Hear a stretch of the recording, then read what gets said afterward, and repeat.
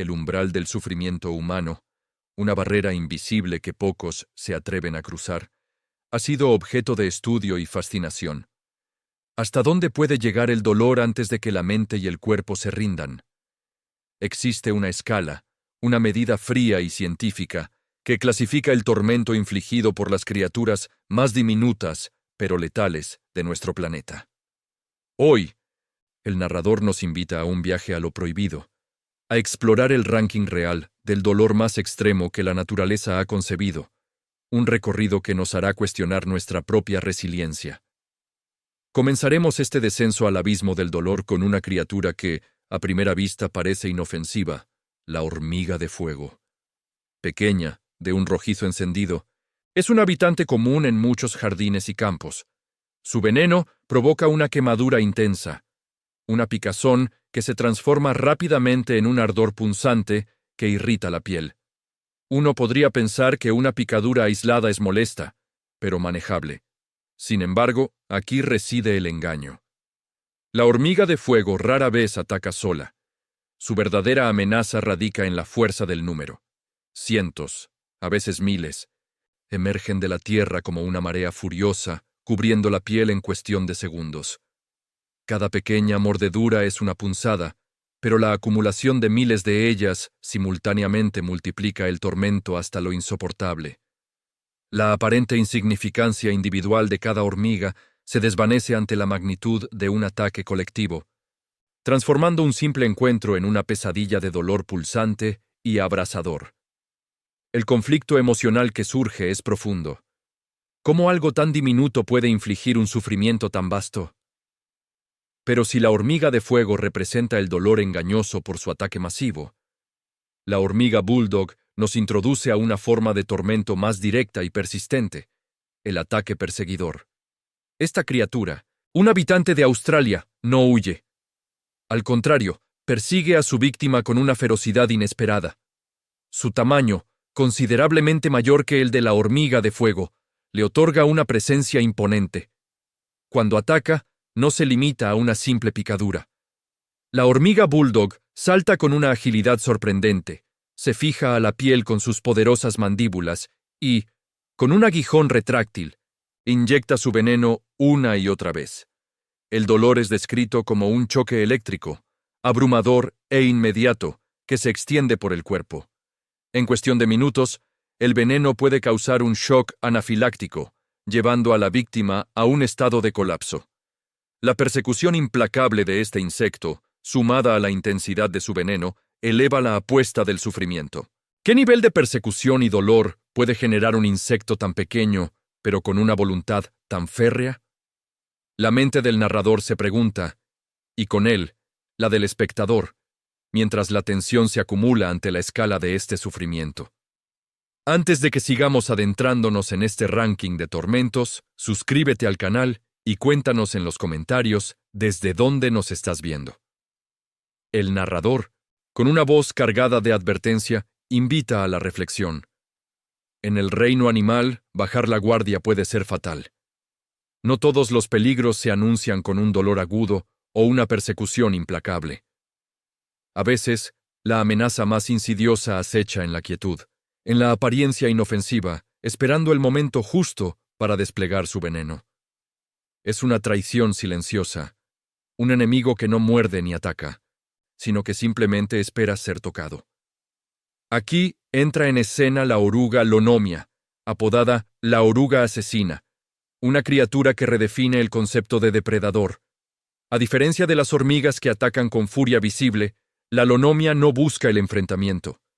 Sus púas, aparentemente frágiles y decorativas, son en realidad un sistema de inyección sofisticado. No hay picadura, no hay mordisco. Solo el roce accidental con su cuerpo peludo es suficiente para desencadenar una catástrofe interna. El veneno de la lonomia no provoca un dolor inmediato y ardiente. Su crueldad es mucho más refinada. Actúa como un potente anticoagulante, destruyendo la capacidad de la sangre para coagularse. Las víctimas comienzan a experimentar sangrados internos incontrolables, hemorragias nasales, gingivales y, en los casos más graves, hemorragias cerebrales que conducen a la muerte. El dolor no es el primer síntoma, sino una muerte silenciosa y progresiva, una traición del propio cuerpo que se desangra lentamente desde su interior. La impotencia ante una amenaza que no se manifiesta con un dolor agudo, sino con una disfunción gradual y letal, es el conflicto central. Cómo luchar contra un enemigo que trabaja desde las sombras, desmantelando los mecanismos vitales sin una sola punzada de advertencia. La mente se revela ante la idea de un sufrimiento tan insidioso, donde el cuerpo se convierte en su propio verdugo. Mientras la mente procesa la astucia mortal de la lonomia, el narrador dirige la atención hacia un depredador que combina velocidad y veneno en un ataque directo y fulminante: la centopea gigante. Esta criatura, un verdadero monstruo entre los invertebrados, no espera el contacto accidental. Es un cazador activo, un depredador del suelo que se mueve con una agilidad sorprendente. Su cuerpo segmentado, cubierto de un exoesqueleto brillante, se desliza entre la vegetación con una velocidad que desmiente su tamaño. Cuando ataca, lo hace con una ferocidad calculada. Sus pinzas venenosas, ubicadas en la parte frontal de su cuerpo, se clavan en la piel con una fuerza considerable. El veneno de la centopea gigante es una neurotoxina potente, diseñada para paralizar a sus presas. La sensación descrita por las víctimas es un dolor ardiente e insoportable, como si el fuego corriera por las venas, acompañado de pulsaciones internas que resuenan en todo el cuerpo. Este dolor se propaga rápidamente, afectando el sistema nervioso y provocando una parálisis parcial en la zona afectada. El cuerpo entra en un modo de emergencia, luchando desesperadamente por sobrevivir a un ataque que es rápido, preciso y paralizante. La revelación es impactante.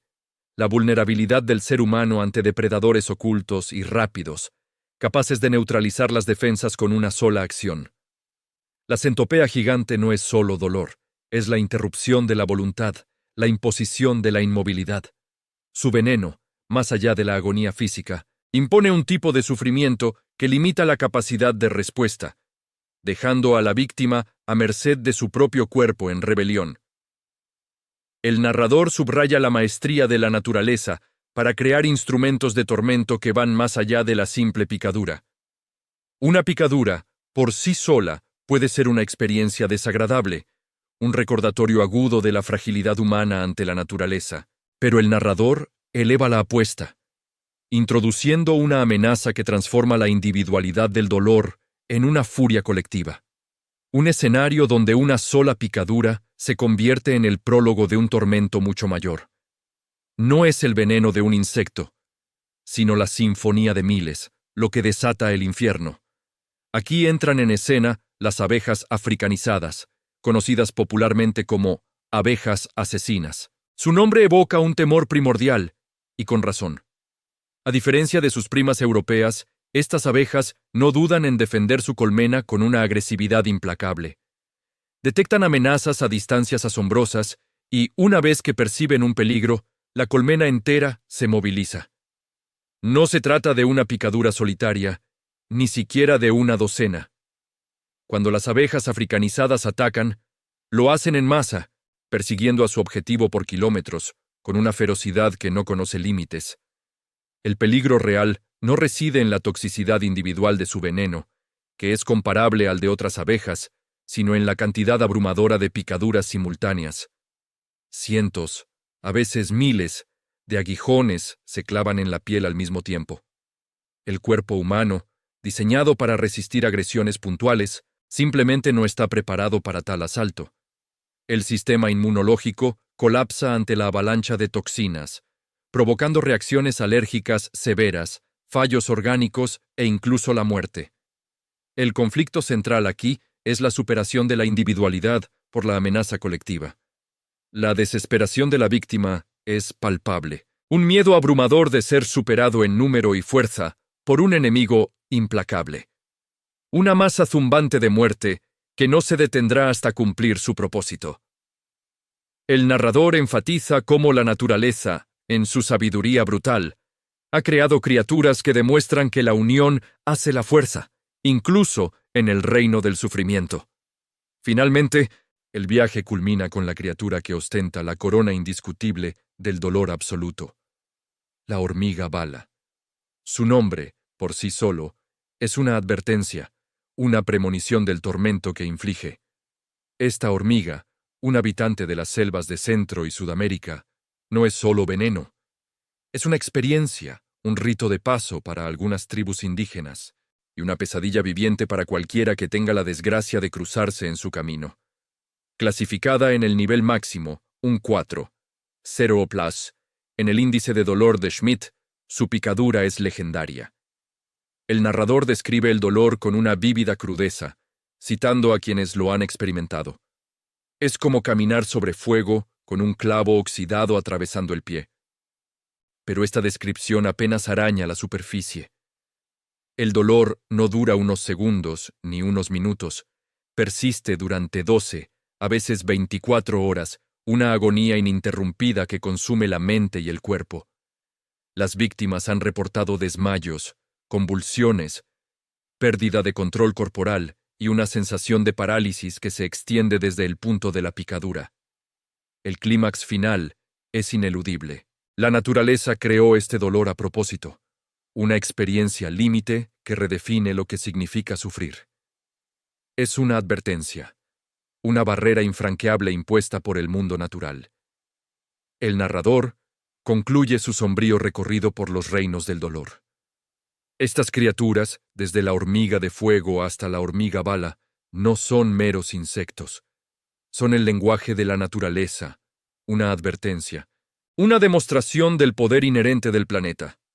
Sus mecanismos de defensa y ataque han evolucionado a lo largo de millones de años, perfeccionando el arte de la supervivencia a través del sufrimiento ajeno. El dolor, en este contexto, es una herramienta evolutiva, un guardián silencioso de sus territorios y sus vidas. Y mientras los seres humanos continúan explorando y expandiendo sus límites, estas criaturas siguen evolucionando, adaptándose, perfeccionando sus armas. El peligro persiste, una constante en el intrincado tapiz de la vida salvaje. Nosotros, los humanos, estamos en su mundo, y la naturaleza no olvida.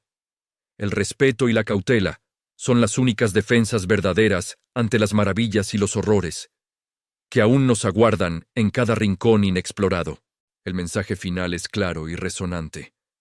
La naturaleza es una fuerza formidable, y su poder para infligir dolor extremo es solo una de las innumerables facetas de su majestuosa e implacable existencia.